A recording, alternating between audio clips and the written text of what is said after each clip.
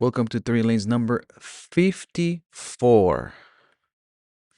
Today we will be talking about the Datsun 510, and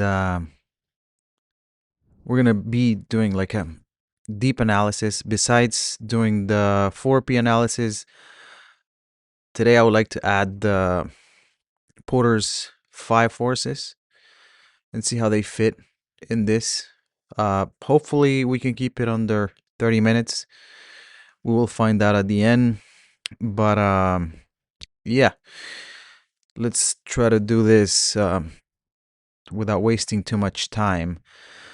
But the the the 510 started mainly. Oh, by the way, before I start, listen to this podcast at 1.3 speed, please, because I speak relatively slow.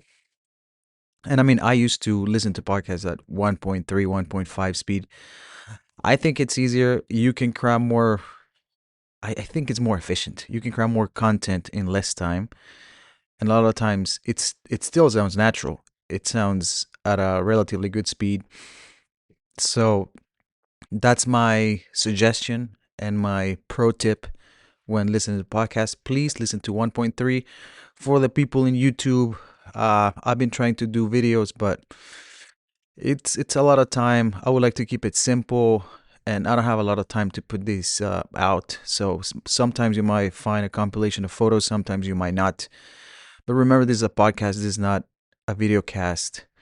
So yeah, some days I might try, some days I might not. We'll see if I can make a more efficient process to get this out. Then you might see video, but until then, we'll keep it audio only.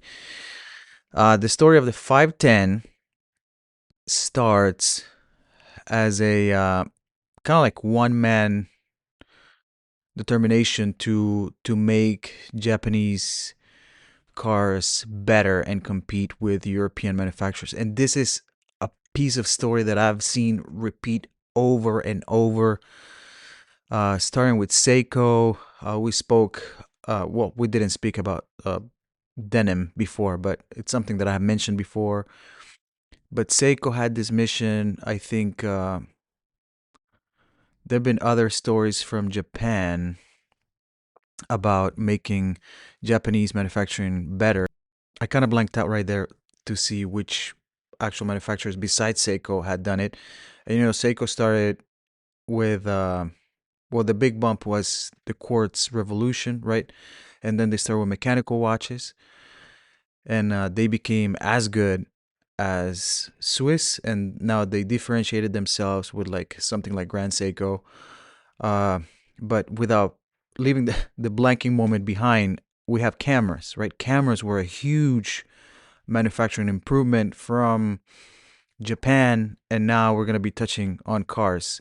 If you remember cameras, I've talked about the Canon AE1 program, which was a big endeavor by the Japanese, and how they created the first SLR that had some electronic features that helped and basically leveled the playing field with pros and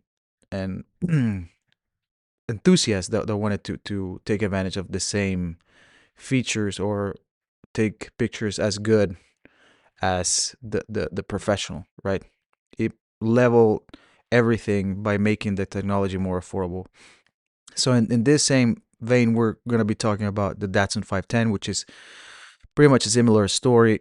And it starts with Yutaka Katayama, and people knew him as Mr. K, and he was the president of Nissan Motor Corporation USA, and he was the driving force behind what will become one of the most influential Japanese cars ever sold in America. And this specific car is the precursor of a lot of things that happened after. So in 1960, Nissan established its U.S. distribution subsidiary with headquarters here in California and New Jersey, and they sent Mr. K to LA to build a dealer network from scratch. They didn't have anything. They wanted to build the the network here in the US. But Japanese cars back then were seen as, just think of it kind of like Kia at the beginning, right? Kia maybe like 20 years ago, 10, 20 years ago. It was just, it's cheap, it's good, but it's not going to last you forever. It's just like, it will get the job done from A to B. But Japanese car makers, they don't want to stay there. They want it to be better than that. And Datsun sales were like below 50K units annually through the early 60s, and many of those being pickup trucks rather than passenger cars. So Katayama, he saw the BMW 1600 in 1966, and this German car impressed him so much that he started looking into it, and the overhead cam engine, independent rear suspension, uh, engaging driving the dynamics and all that stuff. And he thought, this is it. This is what we need to do. So he went back to Nissan, and in Japan, and he told them that they need to come with the replacement for the Bluebird, which if it was a relevant car, then we'll be talking about it instead of the 510. But since it's not, we're gonna stick with the 510. But specifically, he said, we need a bigger engine, 1.6-liter engine, more power than the previous models that we've done, and the suspension has been better, fully independent. And Nissan was like, yeah, you know what? I don't think we want to do that. But because they were focusing on fuel economy, tax considerations, and they wanted smaller engines, simpler designs. But uh, the company engineering resources, they were stretched thin because they were developing the new 510 design, and they were preparing production infrastructure. But Mr. K found an ally in Seiichi Matsumura. This was a new executive who joined Nissan from the Japan's Ministry of International Trade and Industry, MITI, not MIT, MITI. And he joined in spring of 1966, and Mr. Matsumura presented Mr. K's argument to the Nissan board, which then they reluctantly approved, but approved the bigger engine, but initially just for export markets. So the design and development of the 510 originated with Prince Motor Company, which Nissan merged with in 1966. And they gained the Skyline and Gloria models along with advanced engineering capabilities with this merger. The 510 descended from the Bluebird series. Again, that, if it was relevant, we would talk about it instead of the 510, but it is not. And the Nissans had been offering smaller cars until, well, actually, never mind. The Bluebird was the Nissan's smaller offering, right? So they were offering supposedly small cars until 1966 when they introduced the 1-liter Sunny, which allowed the Bluebird to become kind of like the mid-size car for the lineup. But the design of the 510, it was a little boxy, and as you may remember, in during this time is when the Volkswagen Golf came out. Again, also a boxy shape, which was actually what people wanted at the time. Which we also see a resurgence of boxy designs nowadays in the 2025s, 2024s. But they tried to get away from the Pininfarina styling in the previous models that they have had, and this resulted in a clean, modern aesthetic, and many compared it with the BMW 1600 or the 2002, which was not coincidental because that was Mr. K's uh, initial benchmark or initial inspiration, we could call it. But the 510 debuted in Tokyo Motor Show in August 1967, and it hit the US in 1968. But the initial body styles included four-door sedans, station wagons, two-door sedans, added in 1968. So they had a plenty of different iterations of it, which was very appealing to people, right? That they were looking for different cars. One that didn't come to the U.S. was the Bluebird SSS, and it was a fastback coupe or coupe, and it was offered in some markets, but again, never officially imported to the U.S. So, what were the technical specifications of the 510? It had an L16 engine, was a 1.6 liter overhead cam, inline four, 96 horsepower. Um, let's see, the engine feature single Hitachi dual throw downdraft carburetor. It was a carburetor engines back then. And in other markets, the Triple S versions offered twin Hitachi side draft carburetors, which is uh, obviously different than what we got here in the US. And this would ultimately put like 100 to 109 horsepower. The chassis was also pretty impressive, you could say. The 510 featured McPherson strut front suspension, not double wishbone. Sorry, guys. It's a McPherson strut front suspension and semi-trailing armed independent rear suspension, not double wishbone. And it was a success. What a sin. Front disc brakes were standard with drums in the rear. The unibody construction kept weight down to just around 2,000 pounds, and the power to weight ratio allowed the 510 to achieve a whooping 0 to 60 miles per hour in 14.5 seconds. 14.5. And a quarter mile time? Guess, 19 seconds. At 70 miles per hour. Respectable performance for 1968, supposedly. Transmission options were 4-speed manual or an option of 3-speed automatic. And let's see, the initial reception was pretty good. Mr. K, when he first received the first few here in the US, he test drove one himself, and then he made everybody that was under him to test drive, from executives to executive assistants, whatever. They all took one for a drive, and the enthusiasm was contagious. The 510 achieved just over 40,000 US sales in the first year, and it was a great achievement that helped establish Datsun as a significant player in the American import market. The the press actually took a pretty good notice of this car, and he received pretty good reviews.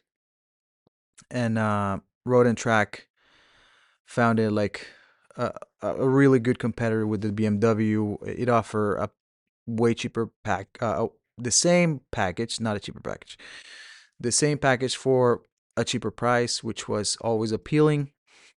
But the price and the price that is most telling, I would say, and that is most significant at the time is that it was only $90 more than the Beetle back then. And taking into consideration that the Beetle started in the 40s, I think 1945. So by the time that this Datsun came around, it was like 20 to 15 years after the Beetle had been around. The Beetle needed to be either rebooted, but we know what happened. The Golf came back, or came in and um, pushed Volkswagen forward. But that's not all. The 510 had some racing success. The 510 racing achievements cemented its legendary status and demonstrated that affordability didn't preclude competitiveness. Pete Brock Racing Enterprises (BRE) prepared the 510 for competition with the driver, who was John Morton, and they had an iconic number 46 car uh, to back-to-back SCCA Trans Am under 2.5 liter championship in 1971 and 1972. The BRE 510 featured a modified 1986cc U20 four-cylinder engine, and it produced 190 horsepower. not 90, not 100, 190. So they basically doubled the horsepower, 6,500 RPM with 12.8 to 1 compression, paired with a closed ratio 5-speed manual transmission, and the weight was reduced to 1,890 pounds. And the car achieved pole position in 16 of its 19 races and won 12 overall. Pretty good. Um, One thing that I want to note here is that the final race of 1971, and it was in Laguna Seca, by the way. If you want to learn more about Laguna Seca, there's another episode about it. But this season became legendary when Alfa Romeo, finished first, but was subsequently disqualified for running an oversized fuel tank. Wah, wah, wah. What a shame. But they had to hand the championship to more NBRE. Few race fans had expected the little Datsun from Japan to match the pace of the Alphas and BMWs, but it did. And it did really, really well. It earned the reputation of a giant killer. By 1972, BRE prepared three 510s, including a guest car, number 68, driven by local racing talent at each track. A brilliant marketing strategy, if you ask me. But that basically gave them local race coverage and fan support. This racing success was translated directly to showroom traffic, and they used the old saying of race on Sunday, sell on Monday, and it was very, very true in this situation. But now I would like to move to the influence on the automotive industry. But the 510, it was more than sales, obviously. It laid the groundwork for Nissan's uh, subsequent successes. Like they made Mr. K a bigger player, or a bigger influence within Nissan, and he helped them create the 240Z, iconic 240C, which would become even bigger, a bigger phenomenon than the 510. The 510 also opened doors for other Japanese manufacturers, and this demonstrated that Japanese cars could be taken seriously as competitors against the Europeans.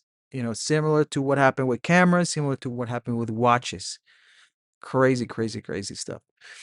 The car became the blueprint for Japanese performance for the cars that followed, and I think it proved that the precision of Japanese engineering, the superior handling of a car could trump raw power, and it also triggered the import tuning culture in the U.S.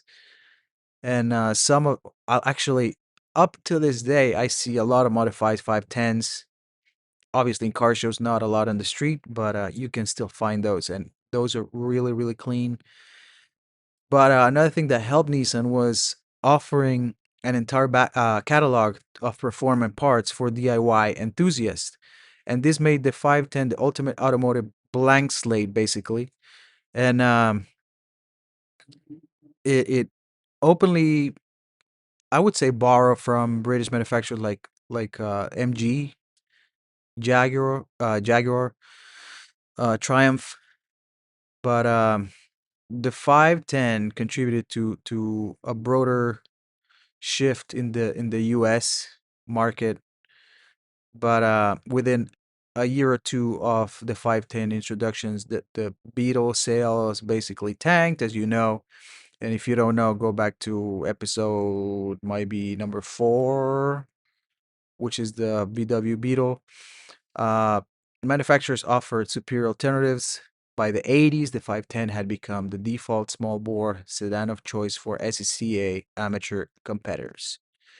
So the 4P analysis. Product, we obviously know the 510, and the strategy was delivering European style performance and kind of like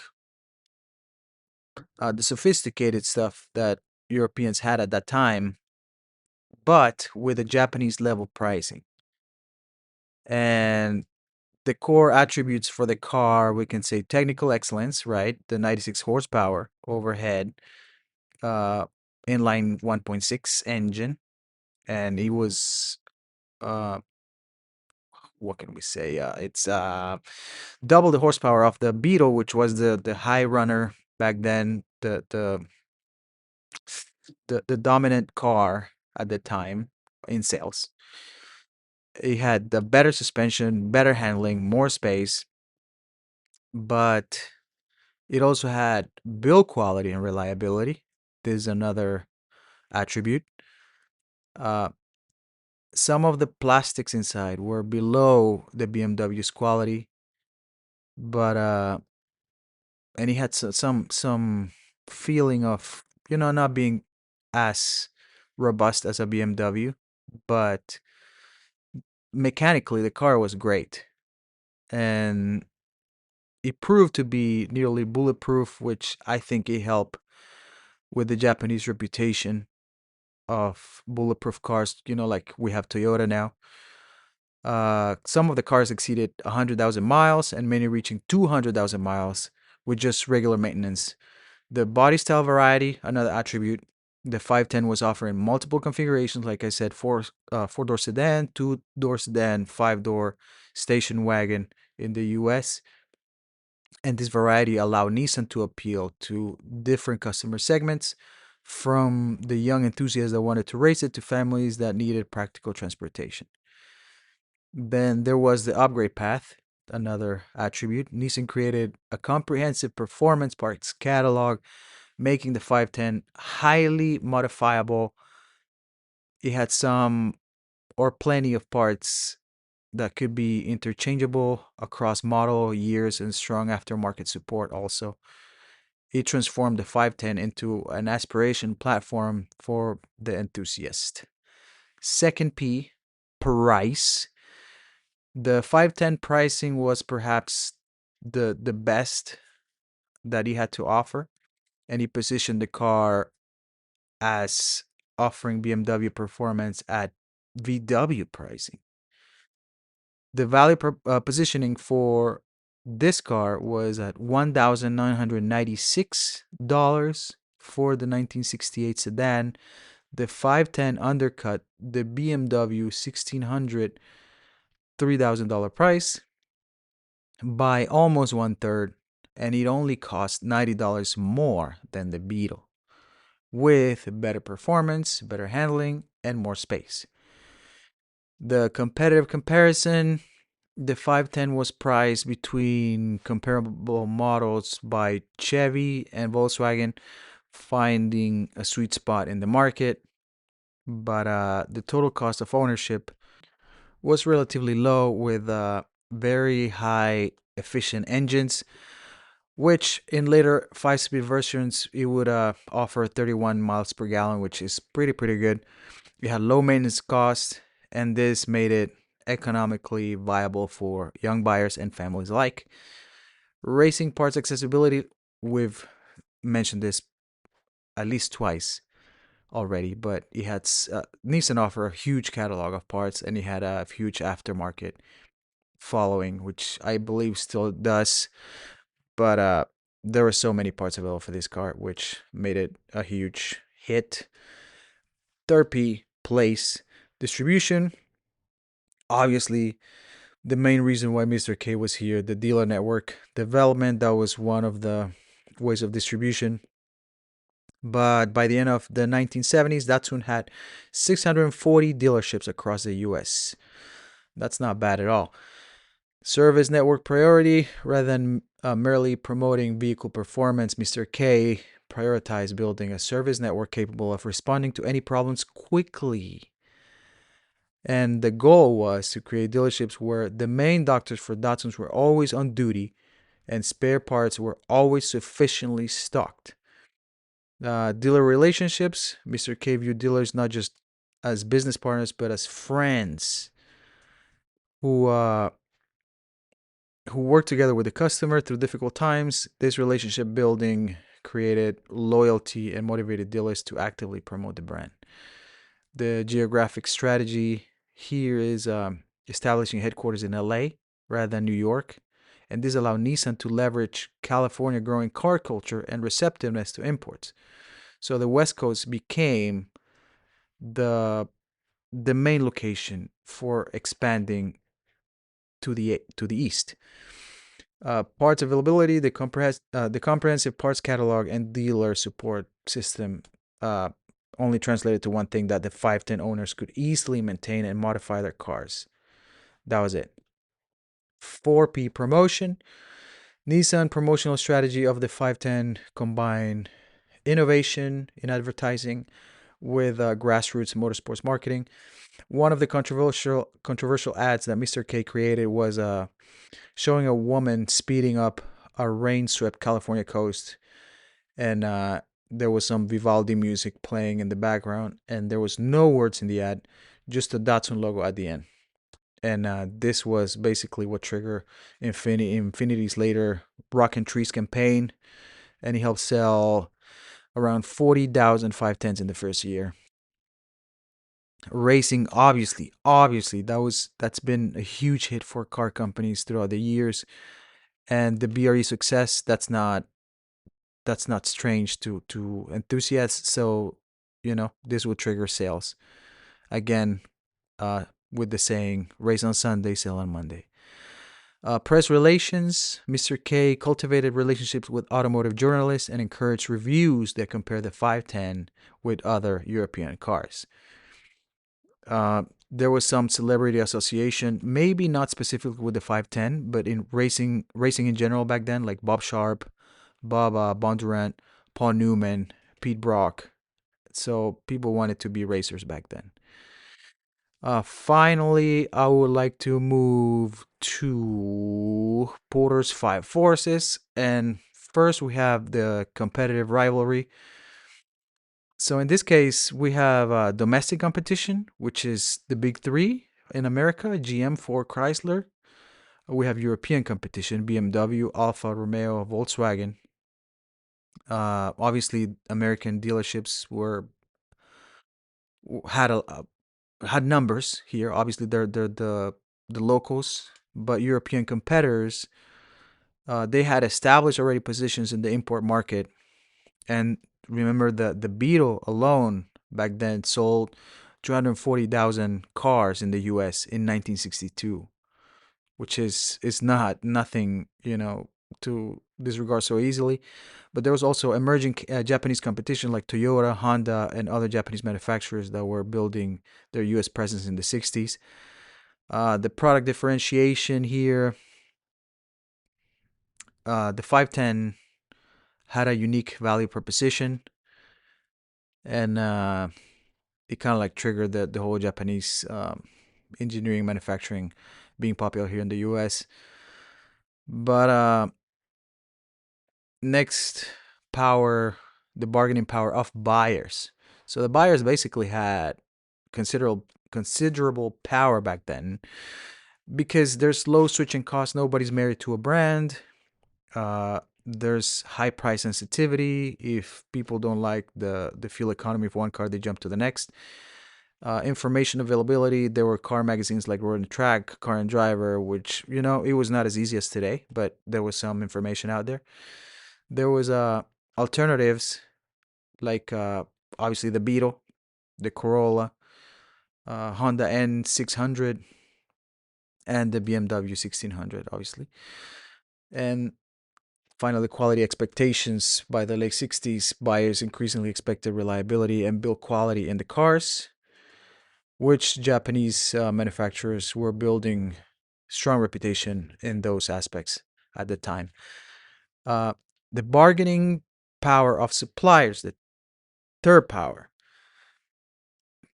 They back then, they had a, let's say, moderate to weak power, mainly because Nissan had a vertical system built within their structure, and they had long-term stable relationships with suppliers who were dependent on Nissan for business. So they had all the power.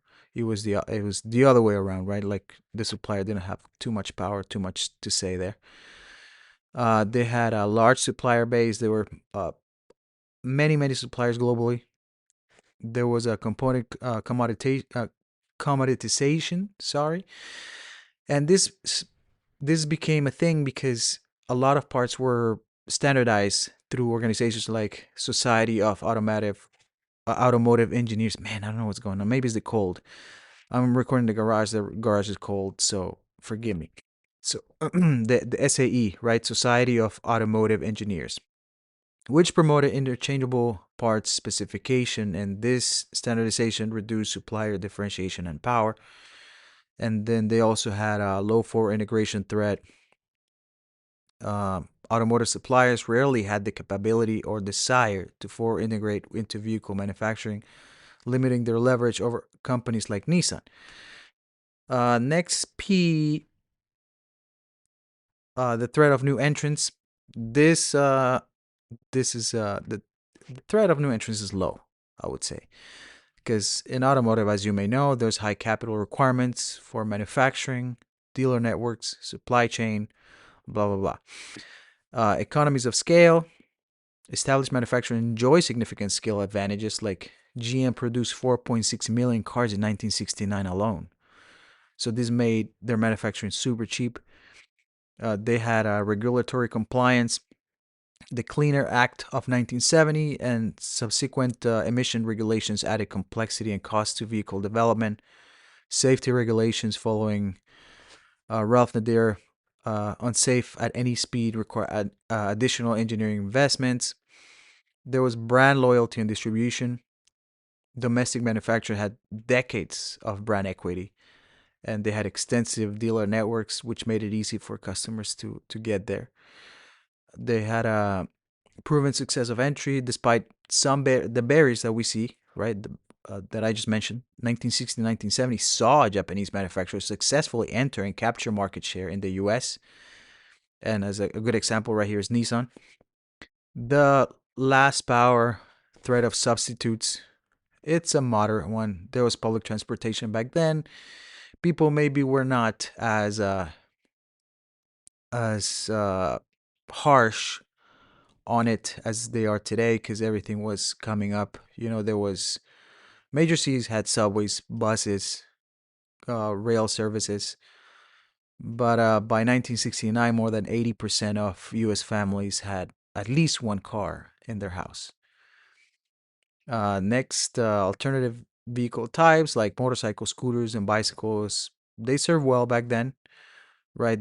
Maybe the cities were not as big as they are today, and the transportation needs for single commuters were served well with these alternatives. The vehicle type substitution within the car market, different vehicle types competed: sedans versus station wagons versus pickup trucks. So there was some competition there, shifting preferences by 1973 because of the oil crisis. This will dramatically increase the threat from fuel efficient substitutes during the 510's primary sale years, 1968 to 1973. But gas remained relatively affordable, limiting this threat a little bit. But this is where we saw the Volkswagen Golf come in and take a bunch of market share, mainly because it was front wheel drive and it was fuel efficient. And also the GTI came in 1976, which made a huge dent here. Lifestyle integration by the late 1960s. Cars had become deeply integrated into American lifestyle and culture, from drive ins to car culture to suburban living patterns. And because of this integration, reduced the practical threat from substitutes. Everybody wanted to drive, right? And here is the five powers analysis.